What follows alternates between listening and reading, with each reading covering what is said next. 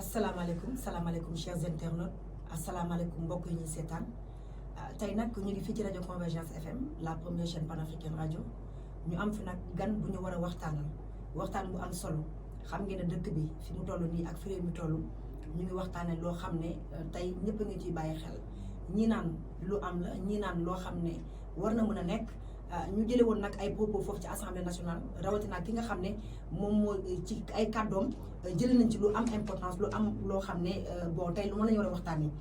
tey nag gan gi du kenn ku dul professeur Souleymane Seck dinañ wax jox ko mu wax delloo ñu am ak moom entretien bu am solo donc chers internautes restez scotchés ak sama naataango kii di Oulimata kii mooy tonton Souleymane Seck. mën nañ ko bàyyi mu présenté wu. Bonjour chers internautes, c'est le professeur Souleymane Seck. J'anime l'émission L'Afrique ne doit plus mourir de ses richesses à la Convergence FM. Donc je vous redonne la parole. Salaamaaleykum professeur nuyu naa la. di nuyu mbokk internet di leen naan rek comme ni ma ko sama sœur waxee léegi nii li nga xamante ne lëmbale réew mi dem ak tey mais comme ni ñu wax rek loo xam ma dem gën naa xam boppam ba tax na rek moom mi nga xamante ne mooy animé ci émission boobu ñu fas yéene jàkkaarloo moom posé ko suñu question mu tontu ñu tonton Souleymane salaamaaleykum. waaleykum salaam. encore une fois dañ lay posé la question comme ni ñu ko waxee démb ba tey réew mi tàng na. métti na fee nga xamante ne ci assemblée nationale diggante opposition parti au pouvoir te dara waralu ko li nga xam ne mooy terrorisme tey loolu loo ñuy wax ci loolu. waaw d'abord man dafa am lu am solo loo xam ne natt naa ne war nañ cee wax mais problème mu Sénégal ak problème mu Afrique mooy ñi ci war a wax souvent ñoo dul wax ba tax nag pëccaxoo bi day bare te terrorisme dafa nekk question bu sérieuse Afrique dafa toll foo xam ni avenir am moo nekk en jeu parce que Afrique mooy continent bi nga xam ne ñëpp ko dëgmal ñëpp ngi jëm ci Afrique donc soxla na africains yi xam ci lu ñu nekk lan la ñu bañ a fooyee seen bopp parce que suñu fooyee suñu bopp rek nag fi ñu jëm nag kenn xamu ko. ay ci biir fooyee sa bopp boobu sax ci laay bëgg këf rek di wax ci mooy gis nañ ne li fa jib ci ay kaddu nekk na loo xam ne ci wàllu terrorisme la bien sûr mais gis nañ ne am na ku ñu fësal lool muy docteur Cheikh Tidiane Gadio ba mu waxee rek yaakaar naa la mu wax dañ ko segg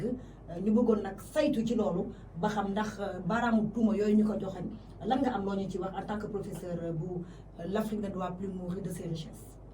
waaye léegi comme li ma doon wax léegi rek ci tàmbali bi maa ngi doon wax ne lii xew souvent ci assemblée nationale dafa doy waar ndax yenn saa yi day dem ba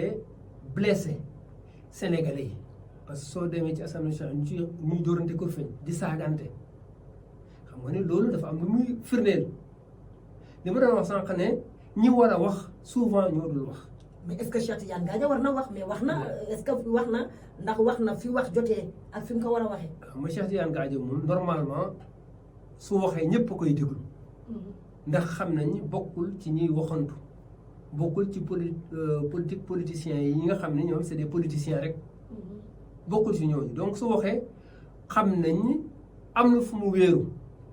su doonee nag ñi mu jaakaar lool dafa nekk ñoo xam ne ñu mel ni moom la sax débat mën na fa am mais li xew ci réew mi moom mooy ñi nga xam ne ñoo warul wax rek ñoo nekk di wax te réseaux sociaux yi nag dafa nekk loo xam ne tey ji dafa dimbali nit ñi ci loolu c'est-à-dire ñi warul wax ñooy wax ba nga xam ne ñi war a wax sax suñu waxee dañuy réerantal wax ja waaw. tout à l'heure wax nga ko ndax nee nga assemblée nationale toogewuñu fa dara lu seen bopp di wax yu tegginiwul mais nag ñoom buñ fa toogee askan wi lañ fi toogal. askan wi lañ fa assemblée lañ fa war a toogal lañ fa toogal sax parce que ñoom askan wi leen fa tax a dem. professeur yow bi nga xamante ne tey yaa taamu def émission bi nga xamante ne mooy l'Afrique ne doit plus mourir de ses richesses tey lan nga mën a jàngatee li nga xamante ne waa assemblée bi fa toogee noonu la ñuy waxtaanee ak kàddu yi nga xamante ne moom la professeur Cheikh Tidiane Gadio andi. xam nga dama doon wax ne Afrique war nañu bàyyi di fooyee seen bopp. parce que terrorisme dafa nekk kàddu gu rëy déjà mooy affaire bu sérieux la terrorisme affaire bu sérieux la donc ay nit yu sérieux ñoo ko war a wax. terrorisme dafa nekk lu sérieux ba nga xam ne ñu sérieux ñoo ko war a wax. mën nga ñëwaat ci kàddu yi docteur Cheikh Tidiane Gadio wax. waaw xam nga Cheikh Tidiane dafa am lu mu wax ne attention nañu moytu ne terrorisme kat du suñu mbir waaw gars yi dañ koy politiquer waaw kenn du wax ne kenn politique wul terrorisme ndax ku xam terrorisme tamit fu mu jógee di nga xam ni waruñu ko dañ am na ñoo xam ne dañ koy politiquer mais nag dama ni su waxee dara war na tax ba nit ñi bàyyi ci xel parce que Cheikh Tidiane Gadio dafa bokk ci ñi nga xam ne c'est les hommes les plus renseignés ci continent africain bi te mu ci dox ay jéego yoo xam ne ñëpp gis nañu combat am fu mu toll donc nag su waxee normalement borom xel yi ñoo war a ne tépp taxaw déglu ko en ce moment nag man ñu mel ni man su ma jàkkaarloo ak moom dinaa ko wax te xam naa ne su waxee su leeralee li mu war a leeral wala ñi nga xam ne ay naataangoom lañ ci assemblée nationale su doon ne ñu ko mat la suñu jàkkaarloo ak moom wax ci niveau bu muy waxee kon tey jii li xew ci réew mi du fi am. d'accord li xew ci réew mi du fi am ba tax na nag loolu mu wax ni mu ko waxee dafa am ñu mu ay cible yu mu joxe. ay cible ndax nee na benn bi dafa jëm ci mausolée Touba ba fi mu toll ni sax ay baaraamu tuuma joxoñ nañ ko ko. ak ay baaraamu tuuma yoo xam ne nee nañu dañ koy sax porter plainte. waaw xam nga li ma doon wax ci terrorisme léegi ne du affaire yu caaxaan. du affaire Touba du affaire yu Laayeen mais dafa nekk loo xam ne voilà lu am la te moom mu xam ne lii léegi nag xam nga soo ko lëkkaleeg li ñu doon wax léegi l'Afrique ne doit plus mourir de ses richesses dafa di am na ñoo xam ne tey jii ay borom yu doole lañu ay réew yu mag lañu ñoom ñooy instrumentaliser terrorisme bi suñuy sàgganee nag ñun suñu sàgganee dinañu ñëw def ñu comme ni ñu def Libye rey président ba tey jii dugal nañ leen ci fitna ñu ngi pomper seen pétrole di yóbbu wala ni ñu def Sud Soudan gis nga Soudan fexe nañu ba dagg ko ñaar Sud Soudan bi ñu ne woon il faut que ñu am indépendance nangam gis nga dagg nañ ko tey jii ñu ngay reyandi seen biir ñu ngay manqué seen pétrole di yóbbu. donc nag li nga xam ne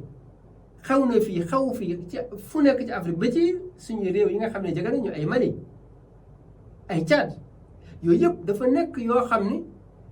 dañuy gis ne nekkul lu tuuti ndax Tchad bi mujj rek ab président am lañu rek Tchad bi mujj rek président am lañu rek te nañu xool déstabilisation yu mu créé nii moo tax nag dama ni affaire bi dafa nekk lu sérieux ñi nga xam ne ñu ngi wax léegi di wax ay porter plainte mooy ñoom sax xamuñu sax lu xew. xamuñu affaire bi suñu toll sax voilà tey jii ginnaaw terroristes yi ñu wax même ay Mali ñu ngi ci tudd ay réew yu mag comme ay France mais ñoom gis nañ ni ci wàllu histoire même Ben Laden mi nga xam ne kii du léegi bu pënd mi wuree gis nañ ni ku nekk ci ginnaaw ku nekkoon ci ginnaaw bi américains yi donc nag ñoom ni ñuy utiliser terrorisme bi pour faagaagal ñu parce que bu ñu réeree mbir ne pour faagaagal ñu la soo mootul nag ñun ñoo narul njëriñu donc rek dama ni dafa jot ñi nga xam ne xam nañu ñu mën leen a ràññee ñu bàyyi leen ñu wax samba boo yi nga xam ne nag dañ fi nekk di dundee politique rek ñooñu il faut qu'on les arrête. il faut qu'on les arrête parce que li xam assemblée nationale démb wone na ko. mun ñu wax une question aussi sérieuse gars yi saaganteeg di defante yu kenn xamul loolu dafay wàññi sax. crédibilité bi Sénégal loolu mooy lan. et Afrique yëpp waxuma Sénégal rek mais bu Afrique yëpp parce que amul fenn fooy dem ci Afrique ñu considérer africains yi parce que lu mel nii moo war loolu. donc nag jot nañ ñi nga xam ne ràññee nañ leen ci seen fulla ak seen bëgg Afrique ñu bàyyi leen su yenn questions yi sérieuses yi taxawee ñu jox leen kàddu gi ñu wax ñoom it ñu xam ne dañu war a jël kàddu gi wax. mais professeur Souleymane Seck dogguma la tey jii loi bi est-ce que ànd nga ci ñu voté ko wala yow ni ma gisee ngay wax dafa mel ni loo xam ne am nga ci jàngat bu sori. waaw mais xam nga loolu loi moom ça dépend mu ngi mel ni paaka la rek. paaka mën nga ko utiliser pour mu am njëriñ nit ñi mooy nga xool ci sa kii dagg ci sa yàpp ak yu mel noonu mais am na koo xam ne moom. du ko paaka pour lan la pour agresser nit ki rey ko la. waaw loi la rek mais loi sax mën na bon te nit ñi di ko utiliser ci anam bu baax. mu jëriñ askan bi. comme loi mën nga yaakaar ne lu baax la nit ñi ko jëriñoo ci benn côté pour faagagal nit ñi. maintenant nag problème bi mooy Afrique dafa nekk continent boo xam ne adduna bi yëpp ko dëgmal suñu nanguwul jël suñuy responsabilité nag xam ne ñi nga xam ne ñoom ñoo am kattanu parce que lu nekk am na ko ko attan 10 kilos am na ko ko attan 100 kilos am na ko ko attan su dee ko attanul 100 kilos na nga bëgg ko yen 100 kilos soo mootul dem. waaw ñu gis ne panafricaniste bu mag la moom docteur Cheikh Tidiane Gadio tey yaakaar naa ne bu waxee di wax ak Afrique di wax ak àdduna dañ ko war a déglu wax nga ko léegi ci sa biir kàddu nee nga dañ ko war a déglu parce que moom moo war a wax. tey jii bu fekkee dafa wax jëmale ko ci côté terrorisme kenn gënu ko koo xam benn bu waxee jëmale ci côté Afrique kenn gënu ko koo xam donc là où maanaam fi nga xam ne foofu la Afrique soxlaa waxam ay kàddoom yaakaar naa ne foofu la waxee donc yu ñëwaat rek un peu revenir si kàddu yi mu yëkkati wax ko ba nit ñi di ko joxoñ ay baaraamu tuuma. waaw xam nga su loolu yëpp xam nga lu koy indi sax ba mu dem bay joxe ay firnde. mooy ci débat bi ni ñu ko mënee la parce que loolu. Assemblée nationale c'est une institution ñun ñëpp ko war a respecté asuma nag député yi fa nekk parce que su demee ba egg foofu mënoon na fa bañ a egg ci discours am mais su demee ba egg foofu pour attirer attention nit ñi la am na du lu nekk la ñuy wax du lu nekk la ñuy wax mais yenn saa yi le mal dans nos pays mooy dañuy fooyee lépp di fooyee yëpp ba yi nga xam ne dafa amoon solo dañ koy nasaxal li mu ciy wax li mooy ne attention ñii def nañu li ñu doon def Tombouctou dañu dem ci mausolée yi taal ko ay bibliothèque yoo xam ne ay histoire Afrique lu bari ma nga fa woon ñu taal ko te loolu ñen ñoo ci am intérêt c'est pas les Africains. C'est ça. donc nag lii ay jàngat la yoo xam ne africains yi war nañu mën xam ne tey jii li nga xam ne tubaab bi ñu koy fexeel suñu sàgganee ba ñi nga xam ne ñoo war a taxawaay boobu parce que ku nekk moo attan taxawaayu parce que ku la ëpp doole doo jàkkaarloo moom face à face. yaakaar naa ne plainte bi sax waxu ko ci moom docteur Cheikh Tidiane Gadio. mais defe naa ne sax waru cee wax sax man jàpp naa ni plainte boobu soo déggee sax ki wax ne dañ koy porter plainte da ngay xam ne kii du koo xam ne xam na lu muy wax. wala egg na ci niveau bi nga xam ne li ñuy yëkkati lii war na cee wax. voilà foofu sax laa bëgg a ñëw est-ce que jotul tam aussi ñuy bàyyi suñu xel ci loolu parce que parfois tey da ngay dégg ku dégg benn wax xamul foo ko ca sookee ko mu jël wax ci siwal ko moo indi problème boo xamante ne du ñu xam fi nan lañ koy jàngatee. est-ce que jotul tam tey boo dégloo kàddu nga toog ki nga delloo bu yow xamul muy signifie nga ne kii li mu bëgg a fan la ko teg. noonu la ñuy taalee suñu dëkk bi. waaw mais réew yëpp noonu lañ koy taalee mooy ñàkk kilifa. c'est-à-dire que ñi warul woon wax parce que kàddu. da ngay laajte parole ñu jox la mais su dee yow amul kenn ku nekk sa kanam ku lay teree wax ku lay ne su ma la joxul kàddu bul wax mais su nekk ku nekk sañee wax mooy di nga wax ba wax musiba boo xam ne nag mën na taalam réew te kuy xam nga ni li kii di wax di artu yow yaa ngi ko bëgg a jëmale ci loo xam ni te d'ailleurs yàggul rek lu mel ni amoon na fi de yàggul rek. dëkk bu tàq ci yu mel yoo ko taal. ma ne fii sax Sénégal gi yàggul professeur Cheikh Tidiane Diagne la de. yu mel noonu lu mel noonu rek yàggul am na fi ñoo xam ne dañuy instrumentaliser mbiri te ñooñu nag ñi ci gën a bare soo leen xoolee tubaab yenn yónni parce que dañuy fekk kenn wax dara ñu jéem a seet pour yàq pour taal. ñëw yàq problème. mais pour taal réew mi rek la. dëgg la kii wax ne day porter plainte ñooy ñi nga xam ni mooy amoon na ay jamono fii am na ñu bëggoon boole tijaan yi ak murit yi ñuy saagante ci internet bi. bi gars yi defee investigation ñu gis ne ay ñaari tubaab ndekk ñoo nekk ci kaw groupe bi di instrumentaliser loolu. di wax ne tijaan bi gis nga li la kii wax mu jël kii saaga ko kii jël kii saaga ko. créer conflit. su dul woon ne nit ñi dañoo dem ba gis loolu. gis na ndeket daal salopard yee ñoo nekk ndeket yi jéem a jaxase xool ab tubaab naka la mën a defee loolu. liggéey ci biir. waaw fexe ba jël murit bi muy saaga gi après nag soo ko diffusé ci internet bi ñu ne murit bu ko gis ne gisati yàlla bi ni saaga kii mu ñëw dugg kii tamit gis nga kii bi ni muy kii ñëw dugg donc lay seen mbir mooy fexe ba taal réew mi kii nga dégg muy wax ne tamit day porter plainte ci ñooñu la bokk rek ñi nga xam ne tey jii dañ leen instrumentaliser pour taal réew mi loolu nag duñ ko waruñu ko nangu te dama ne il faut que ñi nga xam ne nag ñoo war a wax les responsables il faut que ñu xam ne ñoom dañoo war a taxaw wax ñu jël li nga xam ne ñu jël ñi nga xam ne ñooñu war a waxal ñu waxal ñu d'accord professeur Souleymane Seck kaddu yi rafet na waaye li may bëgg a wax rek mooy nan nga gisee suñu assemblée bi parce que wax nañ ko sànq waaye dañ ciy ñëwaat. suñu assemblée nationale maanaam démb kaddu yi fa jug gis nañ ne xeex sax amoon na fa dóorante ay kurpeñ sax amoon na fa. waaw mais loolu mooy li may wax rek ci ñi nga xam ne tey jii ñoo ñuy représenté. mu ngi mel ni équipe nationale bu dem coupe du monde nga xam ni saa waay su amee victoire gis ngeen Séné 2002 coupe du monde bu ñu fa demee. mais Sénégal yëpp a gënoon. lu waral loolu victoire bi moo tax est-ce que ñun suñu député yi def nañu seen xel ci ne ñoom ñooy suñu équipe nationale 2002 ñoom luñ ñu woone li suñu defee victoire mais Sénégal képp ko yëg te ñoom dañu war a nekk suñu star ay star dañu war a nekk ci ñun ni ñuy défendre suñuy intérêt ni ñuy xoolee li nga xam ne mooy suñu problème mais ku nekk xam nga ni dafay xew day tax ba li ma doon wax sànq day ñàkkal fulla li nga xam ne loi boobu day dem ba ñàkkal ko fulla donc la ciy xew mooy li ci xew rek mooy donc c'est pas des gens yàlla ma bon bëgguma indi ay qualificatifs yu kii mais c'est un manque de responsabilité énorme te loolu c'est pas responsable des députés qui représentent le peuple et ñu nekk une fenêtre importante parce que réseaux sociaux yi léegi ñu xaw fii léegi wër na adduna bi yëpp lañ la ñuy wax ci africains yi gis ngeen africains yi ni ñu mel de gis ngeen ñun ñu ngi doon xeeb ci ne ci réseaux sociaux yi tout le monde en parle ndax gis nañ ne film maanaam yi ñu fa jëlee sax mi ngi tas ci àdduna tubaab yaa ngi koy jël di ko jëriñoo mbëkkante yi coup de poing yi saagante yi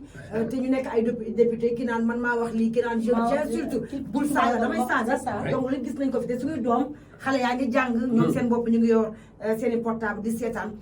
te loolu est-ce que vraiment en tant que professeur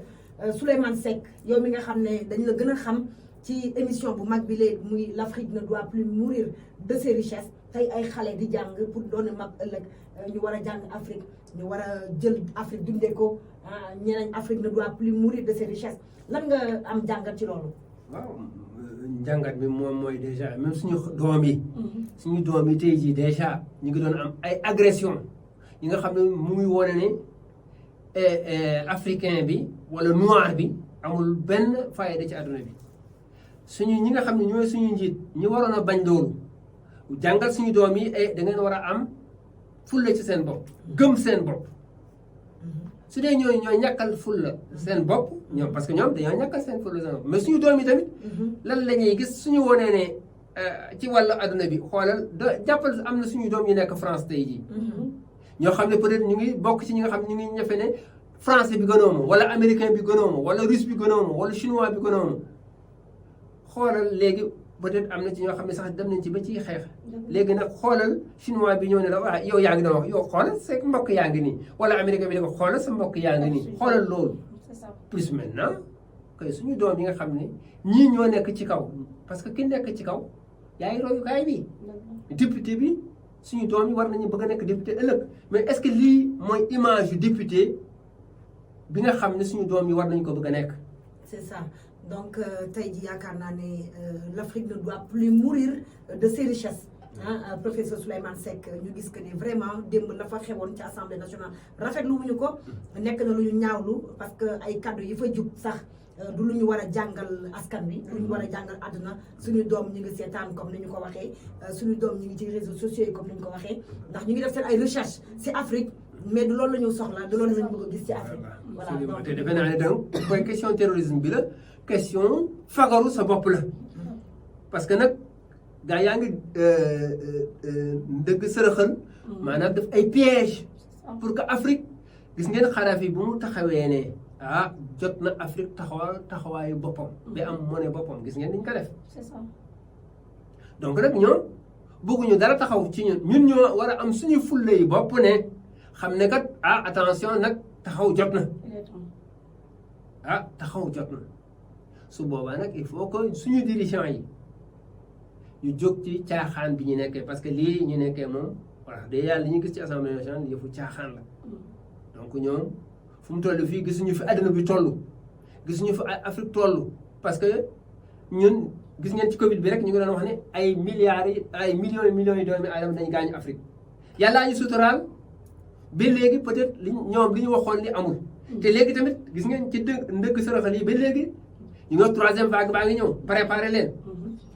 tey ñu bëgg a bàyyi loolu fàtte ko daal di jël li nga xam ne moom mooy kaddu yi docteur Cheikh Tidiane Gadio wax daal koy def buzz jël ko daal koy wëral àdduna di jël ay yu ñaaw di ko ci teg nekk na loo xam ne rafetlu ñu loolu lañ soxla suñu dëkk donc buñu taal Sénégal déedéet tànkal léegi nag yi ci am solo moom mooy réew mi comme Afrique dafa am yu nekk ci kanam yu am solo yu am importance survie Afrique ci la dépendre donc nag il est important que ñu développer un leadership fort te loolu nag ñi ko mën a def moo ñi nga xam ne xam nañu enjeu réel yi ñi xam enjeu réel yi ku mel ni Cheikh Tidiane Gadio tukki na fu nekk xeex na xeex bu nekk pour que Afrique taxaw. fu guerre am sax xeex am moom la ñuy jël yóbbu ko. mu dem ci loolu fay lakk ga daal di jàmm. parce que loolu mooy li nga xam ne loolu mooy li nga xam ne tey jii leadership bu mel noonu lañu soxla ci wàllu ñi nga xam ne ñoom ñoo yore ndombo tànk yi ci Afrique il faut un leadership fort un patriotisme fort koo xam ne xam na ni mais ñun ñàkkuñu dara te ñu ngi dund ci ndóol gu metti ndax jotul ñu xool ci liñ yor naka la ñuy fexee ba ñoŋal ko ñun ñu dund ci dund gu baax mais lu ñu yor ñee ñoo koy dundee xool temps yi rek ñu wax ci zircon bi 15% lañ ci am te nee nañ liñ ci jël yëpp yóbbu dañ koy génne Afrique Sénégal gii suñu zircon bi 15% lañ ci am mais du ñu jël suñu 15% zircon de denc ko suñu kii de déedéet ñoom dañuy jaay lépp suñu demee fan lañ koy jaayee Europe ñu xaalis bi rek lañ ci jox mais ñun est-ce que waruñu xalaat ne am nañu zircon lan lay njëriñ ndax lu tax duñu xalaat ci zircon bi naka lañ ciy jëlee suñu wàll denc même su dee jaayuñu ñu ni jaayuñu ko mais yor nañ suñu zircon suñu stock bopp suñu zircon bopp pour que ëllëg su àdduna bi soxlaa zircon ñu yor nañ suñu zircon lan lañ ciy defar ñu xool lan lañ ciy defar ñu jéem ku cee defar waaye mais 15% non seulement néew na mais nanoo ci am sax benn toq zircon. xam nga kon suñu politiciens yi wax dëgg yàlla ñoom am na yoo xam ne waroon nañ cee wax. di suñu député yi voilà très bien. te loolu tamit bokk na ci li nga xam ne député yi xoolal wote nañu benn loi assemblée nationale ci référendum bi. ne les ressources naturelles appartiennent au peuple maanaam fii li ñu fi am ci alal yëpp peuple bi moo ko moom. mais loolu dafa amoon lu mu waroon a njëriñ lan la waroon a njëriñ mooy ñi nga xam ne ñooñu ëppoon doole fexe ba.